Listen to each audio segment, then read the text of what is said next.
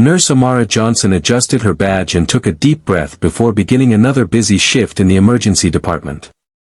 She had earned a reputation for treating every patient with kindness, whether they arrived in a business suit or work boots.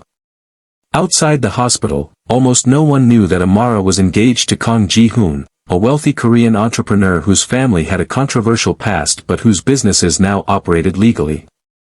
They had agreed to keep their relationship private.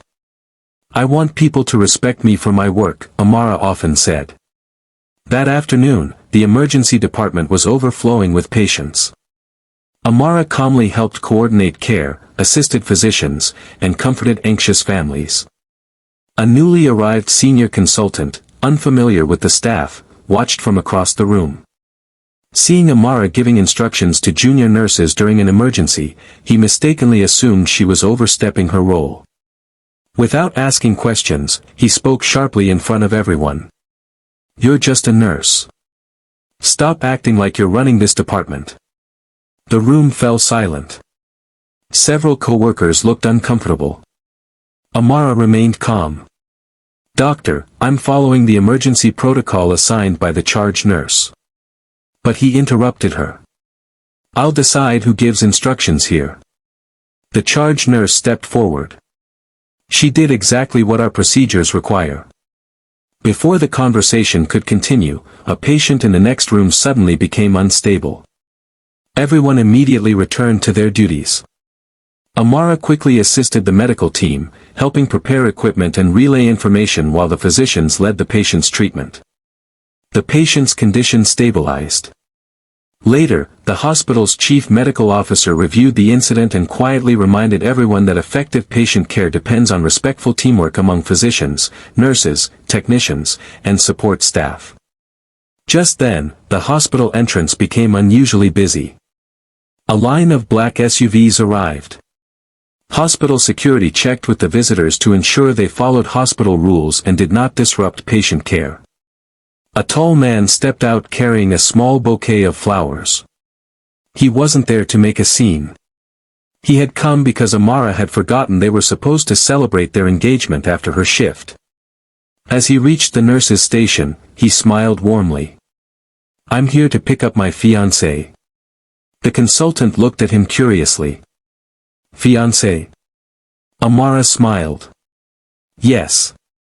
This is Kang Ji-hoon." The chief medical officer recognized him immediately. "Mr. Kang, welcome." The consultant looked from Amara to the visitors in surprise.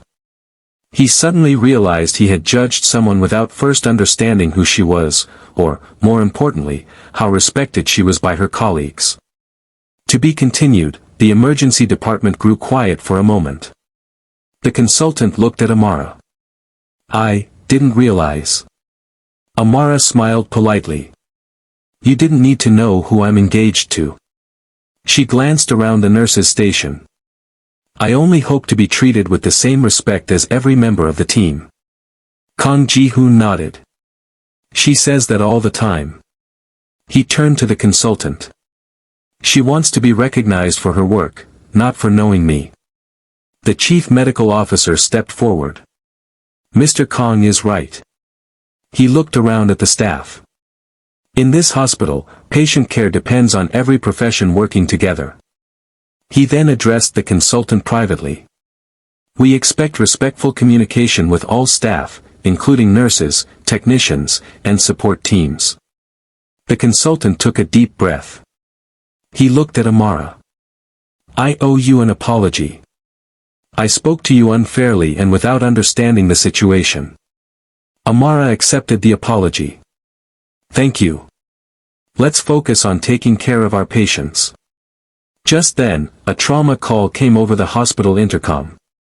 Within seconds, doctors, nurses, respiratory therapists, pharmacists, and technicians moved into position. The consultant watched as Amara calmly coordinated her responsibilities, communicated clearly with the team, and anticipated what equipment would be needed. After the patient had been stabilized, he turned to the chief medical officer. "She handled that exceptionally well." The chief smiled. "She does every day." Later that evening, Kang and Amara finally left the hospital together. As they walked to the parking area, Kang asked, "Were you upset?" Amara thought for a moment. "A little. But I didn't want the argument to become more important than the patient." Kang smiled proudly. "One of the reasons I fell in love with you." A few weeks later, the hospital launched a series of interprofessional teamwork workshops to strengthen communication and mutual respect among all clinical staff. Amara was invited to help lead one of the sessions. Standing before a room full of doctors, nurses, and trainees, she said, "The best healthcare isn't built on titles. It's built on trust, communication, and respect." The audience applauded. The consultant, now one of the workshop's strongest supporters, smiled and joined the applause. As the session ended, Kang quietly waited in the lobby with the same small bouquet of flowers. Amara laughed. "You brought flowers again?" He nodded. "I figured I'd keep doing it." She took his hand. "They're beautiful." "So are you," he replied. Together they walked out of the hospital, not because wealth or status had changed anything, but because respect, humility, and teamwork had strengthened everyone involved. And that became the lesson people remembered long after the flowers had faded.